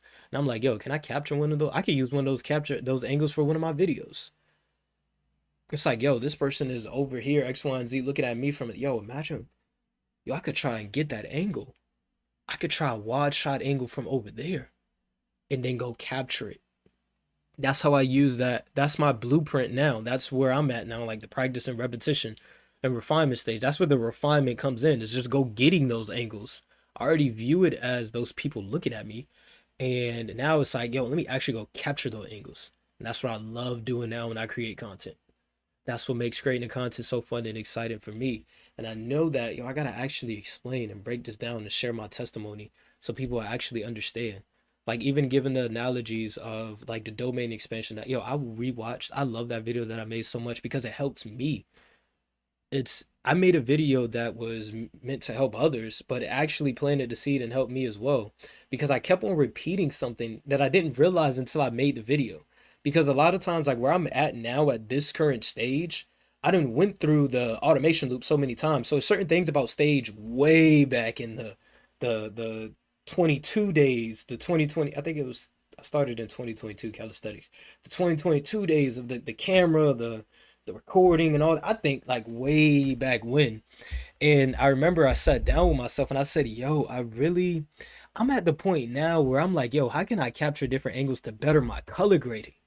I'm like, yo, it was at one point in time where I couldn't even pick up the camera and record. And I'm sitting here, yo, how can I get better angles so I can better my color grading with videos? And I sat back and I was like, yo, this video is actually very powerful. And the one thing that I said that really stuck out to me, it hit me in that moment because I kept on, as I was storytelling, it started to get deeper. But it hit me in that moment was out of the hundreds and thousands of videos that I made, right? Not a single one time, Even still to this day, out of the thousands of videos that I made on social media, they may have been like hateful comments and stuff like that. But I'm talking about in person while recording that. Because you don't get anxiety. After you post, you get the anxiety when you're trying to record and speak on camera. You don't get the anxiety, yo, my audience. Nobody's watching you. It's just you and recording, right? Not a single time. All those thoughts that played in my mind of the people's like the thoughts of yo, you look stupid, like what are you doing? You never get not a single time to this day has one person ever come up to me and actually repeated those thoughts that were in my mind. I made thousands of videos. I posted hundreds, I think I posted thousands of videos as well too on all of the platforms. I posted maybe over 1,000 videos. I remember Instagram just sent me like some type of notification that you hit 500 posts or something like that. And I know I posted on YouTube, TikTok, all the other platforms. All right, I posted probably over 1,000 videos. That's just posting the videos that I actually recorded. Well over 1,000. It was just thousands of videos of just me recording my face. Because I used to make like 5, 10 videos a day of just recording. Not a single time has somebody came up to me, knocked on the window, bro, you look so stupid for recording yourself in the car, X, Y, and Z. You look so stupid for getting this angle, da da da da. Not a single time. When I realized that, it's like, yo, all of that stuff is really in your mind. And when you do it so many times, even if one person does come up to me and say that, thousands of other videos, that one person is not going to wait a thousands and thousands of times where it doesn't. That one person is no reality where 1,000 people in a row are going to come up to me and say that. And you'll realize all of those things are in your mind. Stress and all those other things are in your mind as well. And let me go to the question that RC had. Uh, hey sir, hope all is well and your dentist appointment went good. Last week it actually went amazing. A hygienist, she was very, very sweet, very, very amazing, and she gave me some very good places to travel to as well. That's the another habit. Make people feel appreciated for what they do. Be a blessing to others every single day. How do you journey your trades and how do you mentally prep yourself right before entering the market? Do you want to know the current process now or what built up to the process? Because it's two different things. Because my current process now, I can share that and I can also share the different stages that led up to it. What do you want to know? Because that's a very good question. How do you journal your trades and how do you mentally prep yourself right before entering the markets? Is this a question to see that level, to see what's possible? Because I know it's so easy to be in such a state where even like everybody does their own thing. And that's why I really want to bring this home. Everybody does their own thing. What everybody does work, but you do not have to follow what everybody else does. And I say this because there are traders in this industry who are well more known than Sear is, make way more money than Sear does, has way bigger audience, and they will tell you you need to go through this entire process of journaling because that's what they do and that works for them. But you don't want to get into the brainwashed mindset of thinking that, well, I still have to do this way even at that level. That's what they do. Trading is a individual thing, not a spectator thing. You don't get brownie points for having a full list of journaling your trades. Unless you're trying to get funded by some major corporation, X, Y, and Z, where you got to have that track record of stuff, you don't need to do all the extra stuff. But to answer your question of how I personally journal, what led to the process of keeping a consistent state of mind before entering the trades. Perfect. I can give you that. How I journal currently now, because in order to tell you the process, I got to tell you where I'm currently at now. How do you journal your trades and how do you mentally prep? The way that I journal now is whether I record myself. And a lot of the times now, if I don't record myself, because if I record myself, majority of the times I'm using those recordings to really document and to share that with you guys or share that with social media. But I've done it so many times. Like anytime you see me documenting and journaling a trade, I do that without the camera. But I've done that before I even started a business. This is the process that led up to it. The reason why I can journal the way that I do now, I've done this before I started this business. I've done this before I was even part of the other business. This is what works best for me. I'm a visual, and I used to always play video games and spend hours playing video games and watching TV. I said, yo, I could sit here and record myself and go back and rewatch myself for 30 minutes or however long I'm trading and see those improvements. So it was actually recording myself and speaking my mind. That's what I do now at times. And I do that whenever I'm like, yo, I'm gonna actually document this trade.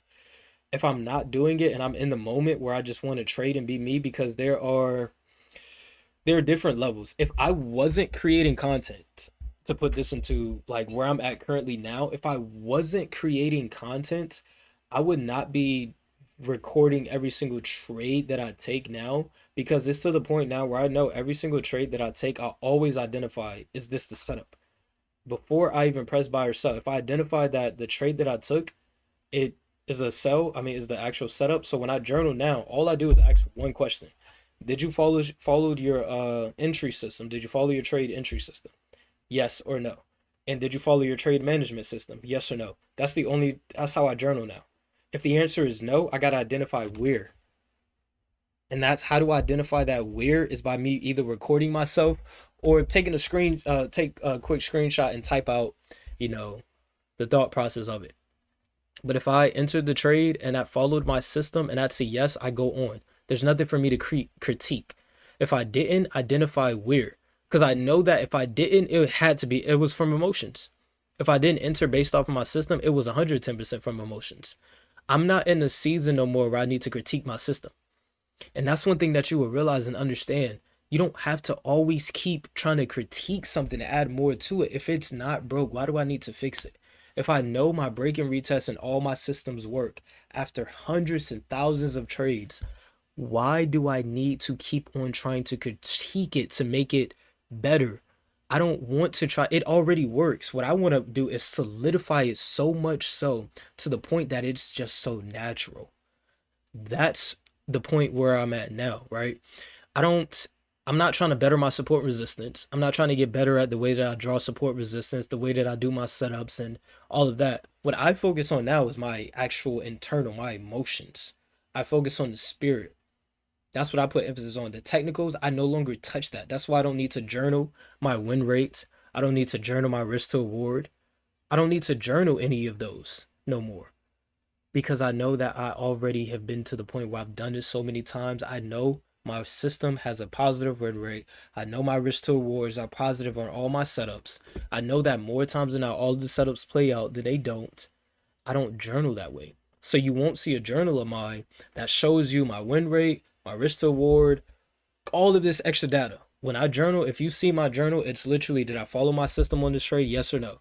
If I did, yes. Did I follow my trade management? Yes or no? If I did yes, I no longer need to come back to the trade, move to the next one.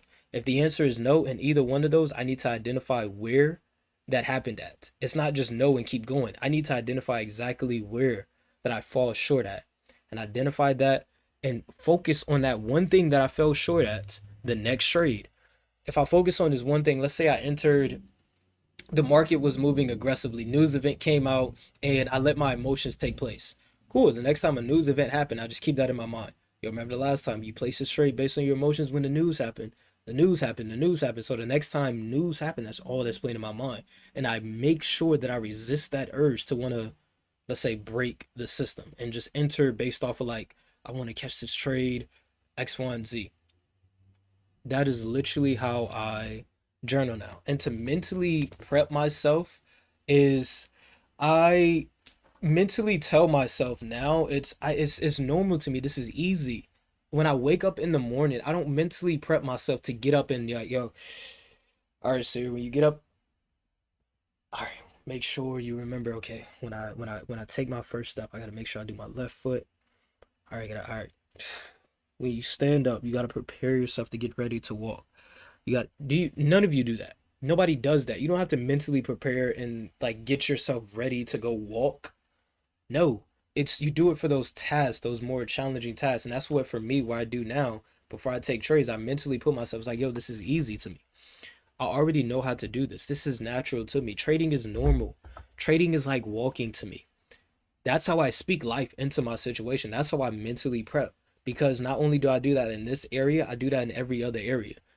You will observe that and you see in my calisthenics. The reason why I can achieve the skills that I do is because I genuinely believe, even the planche, something that I'm learning right now, I genuinely believe because I've already visualized myself. I genuinely believe I have a full planche unlocked already. I already believe I have the full 5 second planche to unlock. It's just doing a repetition until that vision comes to life. Keep practicing until it gets there. And that's how I mentally prep. I genuinely believe that trading is like walking to me. Trading is very easy. And then on top of that, the number one thing is meditating on the scripture. That is my prep. I don't need to do a lot of the worldly stuff and do like this whole 15-minute go take a cold shower and go for meditation and do yoga and all that stuff like that. I don't need to do that. I literally all I need is to meditate on the word. Okay, you know, he that endures temptations, glory through tribulations. I just meditate on the scriptures that get my mind at peace. God did not give me the spirit of fear. God did not give me the spirit of confusion. A man that can control his anger is greater than he that rules the city. Lead not into your own understanding, and all the things that you do, acknowledge the Lord, and he direct your paths. I do that while I'm trading. That's literally it. When the market is moving aggressive, lead not into your own understanding. And then on top of that, I have this thing. I just always go back to this. Let me pull this up. Where is it at?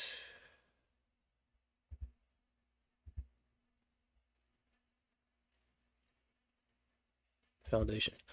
I always go to here. The foundation of my trading. Every single thing about my trading is based on the word of God. The system must have order and not confusion. I have scriptures. God is not the author of confusion. Every time frame has its role. This is solidified to me. Every time frame has a role. I have this solidified. I don't need to keep coming to this one because I have that. The system must have the head governs, not the body. My higher time frames always govern the lower time frames. That takes away confusion. Go based off the higher time frame. Be led by the spirit and not by outside sources. 1 John chapter 2 verse 27.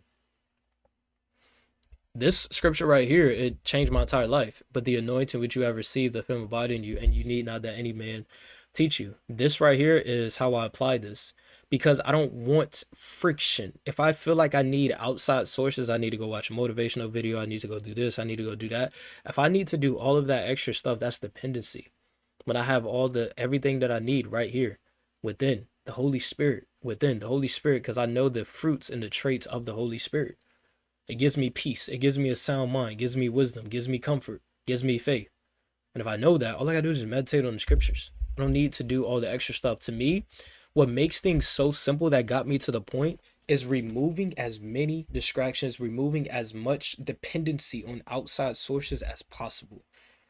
If for me, and this is what my life is, and this is how I want it in my life, if I can get to the point where every single thing I can just use the word of God as that source without having to go through 1,000 steps, if I can just have the word of God be the source, that's it. And I ask myself, how can I do that in every single area of life? Training. You know how people, let's say working out, right? A lot of people, they need a whole bunch of different processes. Let's break this down. I'm going to show you what this looks like and what I mean by this and how I do it. And also, I'm going to show you and tell you exactly how I got to this point trading wise. It's good to give this example of fitness wise because it's very simple. There was a point in time when I first started off training, like fitness wise, where I needed to have a pre-workout meal. I needed to do like a cold shower. I needed to have the pre-workout. I needed to listen to music to get hype. And I needed to, like, let's say warm up. And that's normal. I'm not gonna add warming up. That's normal. Like everybody should do that. But I had to do this whole 4-step process just to go train and work out. All right, we gotta break this down.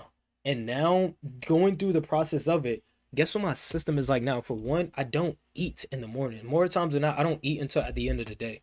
So I don't eat before I train. I don't need to rely on energy drinks or pre-workouts to work out. And I don't need music to hype me up.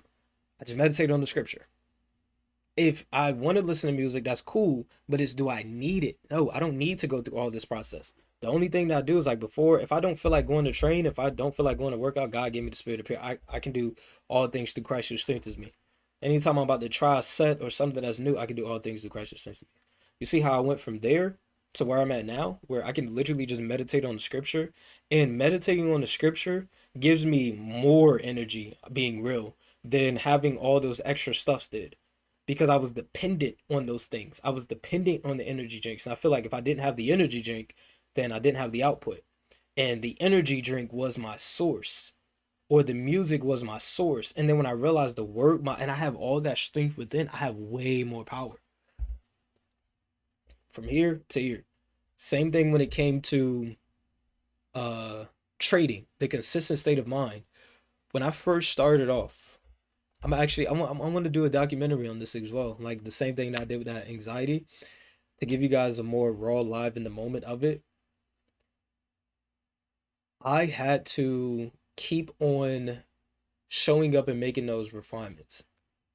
When I first started off, if I could find it, I don't know where they would be. They actually might be in my notes, in the notes app. If I go do some dig deep, if I go do some deep diving in my notes, if I can pull out those things, I'm gonna make a full video on that. I appreciate you for that, RC, for planting that seed. I'm gonna make a full video on my entire like trading documenting, like my journal. If I can go pull out those notes of how my trading journal used to look back then, I used to have everything. I used to have the pairs that I trade. I used to have all the confluences that I need. I used to have the time frames. I used to have my rules. I used to have the whole entire sheet. It got to the point is, how you get to the point where you're consistent is you actually have something that you want to identify. This is here's, take notes. Identify the thing that you want to get consistent at is one. Identify whatever that is. Consistent, the process of keeping a consistent state of mind before entering trades. So identifying how that you identify, you want to keep the consistent mind before entering trades. So you are very specific with what you want, your clarity. You said the before entering trades, not when you do your pre-market analysis. No, it's right before you enter that trade. So you have clarity on consistent state of mind before entering the trades. So you got that. What exactly does a consistent state of mind look like to you? Identify that. For you, what does that feel like? What does a consistent state of mind feel like? Because a consistent state of mind can be anything. You have a consistent state of mind and confusion. But what does that consistent state of mind to you feel like? And when you identify that, because also keeping as well the mindset, this is the biggest thing. Number one, that will put all of this together to you, for you. Do you have an actual trading system? That is the number one question that you got to ask first, because you can your mind, you can have your mind all over the place. You could be going through something. You can have the most calmest mind, whatever. But if you don't got no trading system, that none of that is, it doesn't matter. You can be super calm and super relaxed. And if you don't got no trading system, you don't have something that's consistently going to get you, results. If you don't have a trading system, it's easy to always have those different states of mind, because you don't have something that actually that and have something solidified that works. So the biggest thing that you would identify first is, do you have an actual trading system? And then going even deeper, do you have a entry system? Do you have an actual playbooks to where this, if this plays out, I've seen that from studying and back testing, that if these things play out more times than not, this specific setup will play out. However many playbooks, however many setups that you have. If you don't have that, get that. That's what you have to solidify first. That will naturally get you the consistent state of mind. Because you can't say that, yeah, I know that, all right, cool, I'm going through all these emotions, but I know that if I follow this, I know that it works in the long run. If you don't have a system to say that to, you can't build a consistent mind of that. So the first thing is actually identifying and building, making sure you have an actual entry, an actual trade system that you've studied and built, that actually works. And if you already have that, cool. But when you get to that point, when you identify that and you actually have it, that's when the actual practice comes into play. And this is the idea of, whenever that entry, when you're about to take those entries, just focus on following your system. That's all it is. That is literally it. And that is naturally going to build a consistent mind, because what's going to happen is you're going to build confidence. Because if I have taken the reason why you guys say I'm so consistent in the trade, breaking retest and domain expansion, you guys see the trades that I take now. You guys don't understand that I've studied and I've also taken this trade tens of thousands of times. We're not even in the 4-figure range no more. We're in the 5-figure ranges. Especially when I first started. I used to study when I was building out my break and retest setups. I used to study it every single day. Studying what a break and retest was 100 plus times. I used to have a full I have those videos in my Snapchat. Now that I think about one place where a lot of videos are in my Snapchat. If I don't know, I think last time I got on Snapchat, they got some weird update, but now you gotta pay to get your old stuff. I don't know. If those things are still in my Snapchat, I'll try to find it. But I would literally go back on the charts and I had a huge I would do like a month's worth of data on the lower time frame, just looking for breaking retest, breaking retest, breaking retest, breaking retest. And I would do that over and over and again. I've done that 5 figures plus worth of time. Not 3 figures, not 4 figures, five. I'm talking the tens of thousands, potentially even in a 6-figure range of how many times I've studied it and back tested and actually traded it. So I've done it so many times where I guarantee you breaking retest setups work. If you follow let me go to where are we at? Trading, like my playbooks. Here we go here. Like the actual break and retest. This is what it's like. Market is trending. Price breaks and closes above below a key area.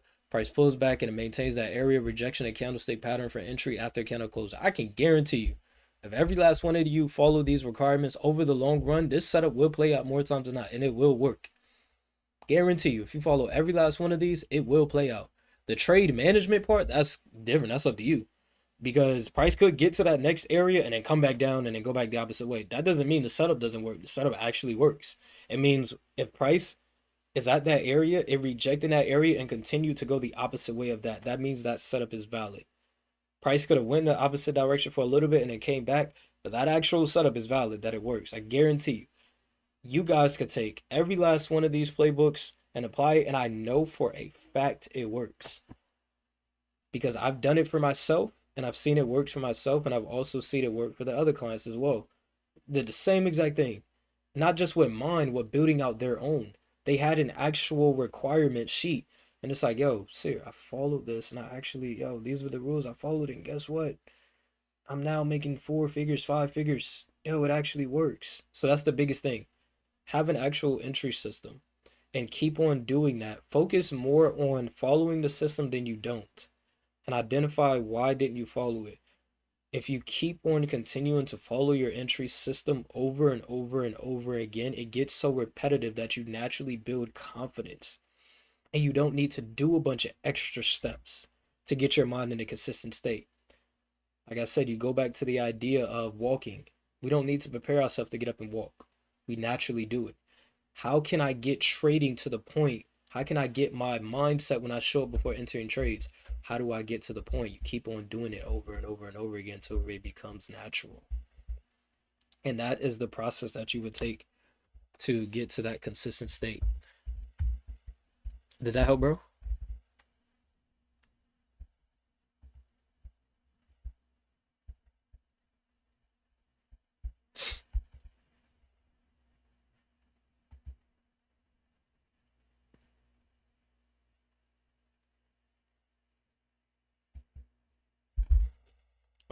Shared the testimony, shared the process and everything. If there's another question, then let me know. What time is it? 11. Let me know. I stay here anyway. The guy's supposed to be coming to check the air in a minute.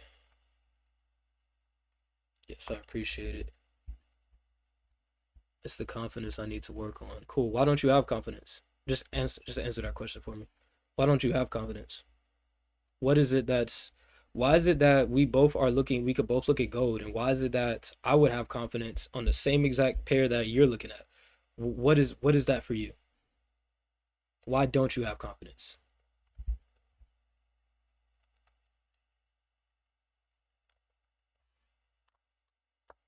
Can you identify that?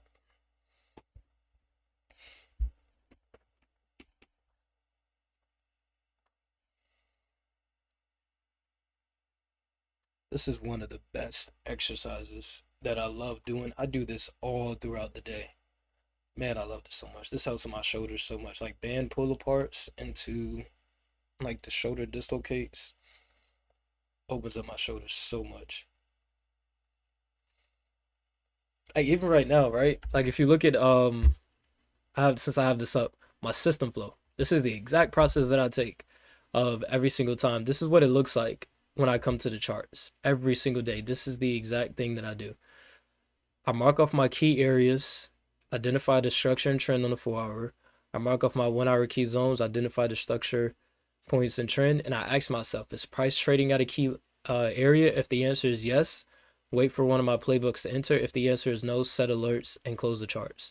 This is what my what's the word? What's the trading? You're trading. What's the word? Like your trading blueprint. You're trading. I keep forgetting the word. Um, like your trading structure, like your whatever that thing is, like your rule list, your play, yeah, like your rule list. This is what mine looks like now. If I could find that in my notes, you guys would see this would have been a whole page. I would have had the pairs that I trade, the session that I trade, all the confluences that I need to enter the trade, the rules that I had in the trade. I would have had my goals that I wanted to achieve.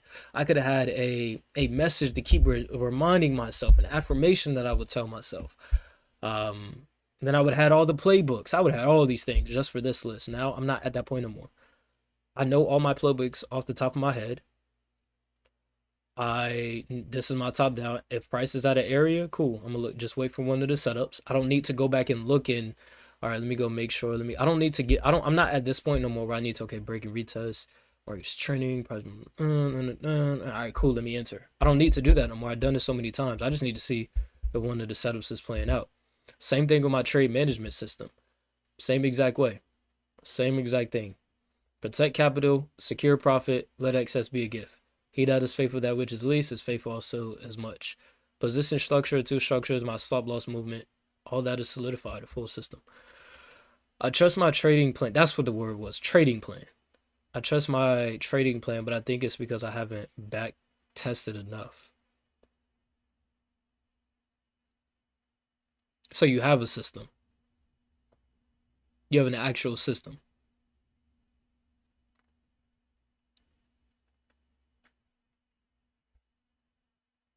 I get nervous while in the trade, so I start overthinking my trade even when I know it's a good setup. It's not the back testing then. It's not back testing it. It's the forward testing it. It's the live trading.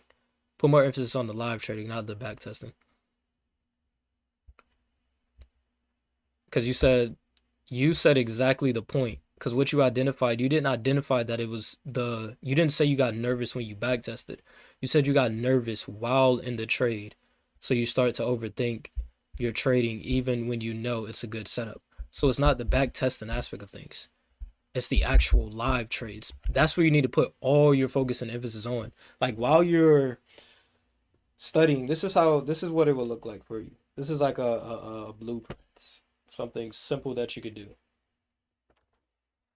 All you will simply do is put all your emphasis, like when you are live trading, that is where all your focus needs to be. That's where you need to focus and really hone in on following your system and making sure that you follow your system, regardless of your emotions, and identify those emotions, identify those exact points. Like, take it. This is how I built up to this point. Like, I'm telling you exactly the exact process.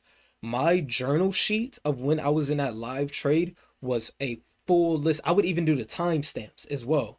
Do that as well. I took it to the next level. You gotta take it to that next level. You do the exact time and write the exact motions of what's going through your mind. Exact, is it before you enter the trade? Let's say 30 minutes before the candle closes or 15 minutes before you enter the trade, that exact moment when you start to feel that nervous. The exact time. So you can go back and look and see what was the candlestick. Where was price at relative to my entry and my take profit level? What was price, like where it's currently at? Where is price at? Has it been consolidating? Is price like, did one big candle, was it this one big candle that caused me to start being nervous? The price start consolidating and it came close to my stop loss, or it was consolidating for a few hours, and identify those exact times where you get nervous, and then keep on writing those down and just make sure you identify that. And then your back testing, all your back testing doing is you're just building up repetitions. This is what it looks like. The back testing is your side quests. The actual live tradings, that's the boss levels. The side quest missions are you're just building more confidence in the systems that you already have. Just keep on looking at breaking retests, or whatever the setups that you have. Keep on looking at it and see your system play out. That's how you build more confidence. You can have all the confidence in your system, and the live trading is completely different. You're not going to be nervous back testing your system because you're not live trading. So you can't better getting over being nervous while back testing, because you're not nervous when you're back testing. You're nervous when you're live trading.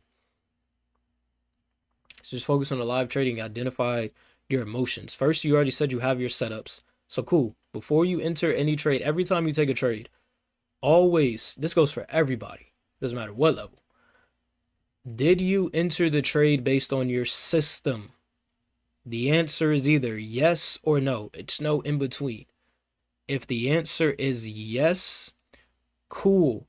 Now start identifying. Now the data, all this data that you're about to say of all the emotions, this is valid data that you can actually come back and study.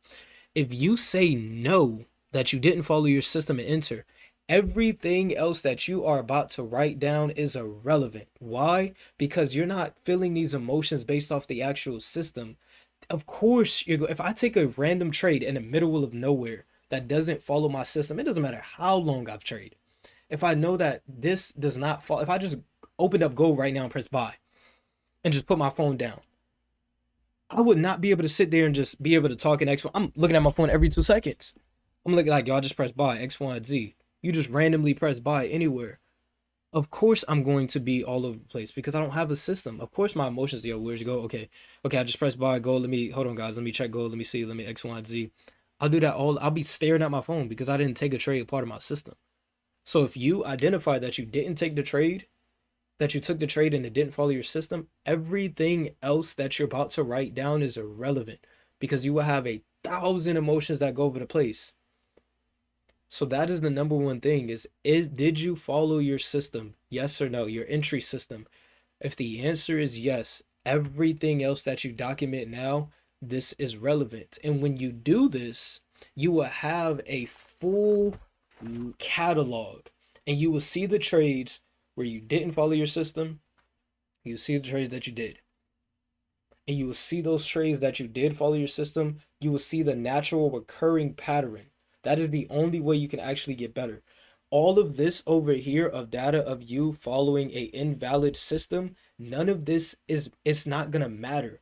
And when you focus on this, what you're doing is prolonging that confidence level that you want to reach to, because you're getting irrelevant data. None of this matters.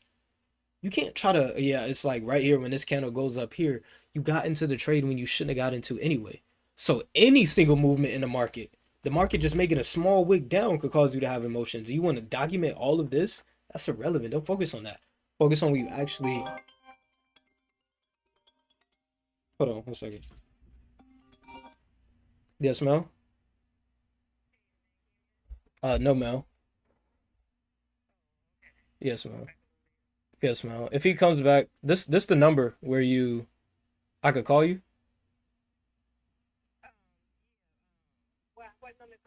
Uh, 529, 529. Call back on this one. Yes, Mel.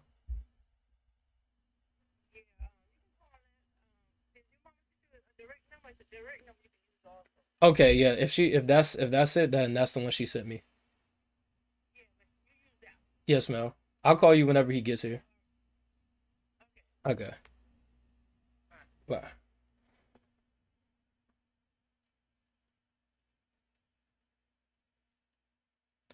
But yeah, that's what I would say.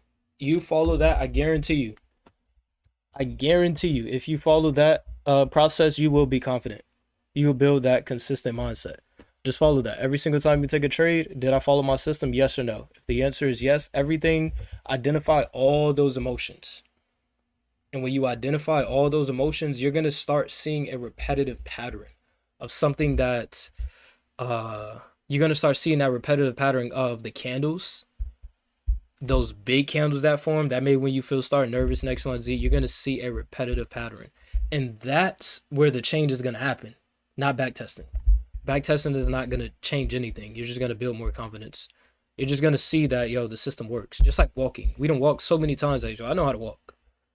I done did it so many times. Every last one of you can say you know how to walk.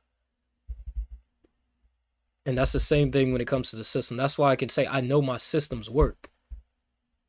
I know all of them work. And you want to get to the point where you know exactly those cues.